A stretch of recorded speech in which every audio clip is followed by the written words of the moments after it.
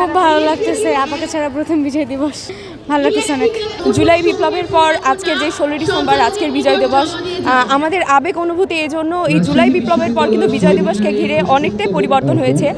16 December 1971 সালে যে বিজয় ছিল তা কিন্তু আমরা অতটা আমাদের আবেগ অনুভূতি দিয়ে বুঝতে পারিনি, কিন্তু এখন কিন্তু আমরা বুঝতে পারি একটা আন্দোলনের পর, একটা সংগ্রামের পর বিজয়ের মর্মার্থ কিন্তু আমরা সবাই অনুধাবন করতে পারি।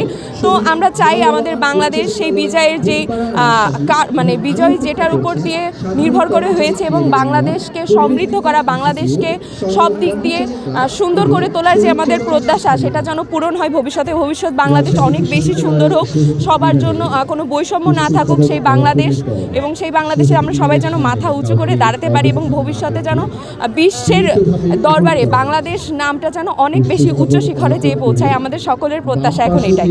আমরা এই যে আনন্দটা নিয়ে আজকে এই যে বিজয় দিবসের র্যালি করলাম এবং আনন্দ করছি এখানে সবাই একসঙ্গে সমবেত হয়ে, আমি চাই আমাদের দেশের এই আনন্দটা যেন সব সময় বজায় থাকে এবং এই যে আমরা তরুণ সমাজ, আমরাই পারি দেশটাকে আগাতে এবং আমরা আমাদের সর্বোচ্চ চেষ্টা করব যেন আমাদের এই বিজয়ের আনন্দটা সারা জীবন ধরে রাখতে পারি। আমরা চাই আমাদের বাংলাদেশে যেন সৎ হোক, আমরা যেন সৎ হয়ে মানুষ হতে পারি, আমরা যেন ন্যায়ের পথে থাকতে পারি, অন্যায় অবিচারকে দূর করতে পারি, আমরা এটাই চাই। খুব ভালো লাগতেছে, আপাকে ছাড়া প্রথম বিজয় দিবস, ভালো লাগতেছে অনেক। আমরা একটা বিপ্লবের মধ্য দিয়ে গেলাম, এখন চাই যে আমরা একটা সুন্দর বাংলাদেশ গড়ে উঠুক, আমরা সবাই সম্প্রীতির সাথে বসবাস করতে চাই, একটা অসাম্প্রদায়িক বাংলাদেশ গড়ে উঠুক, এই প্রত্যাশায় ব্যক্ত রাখি।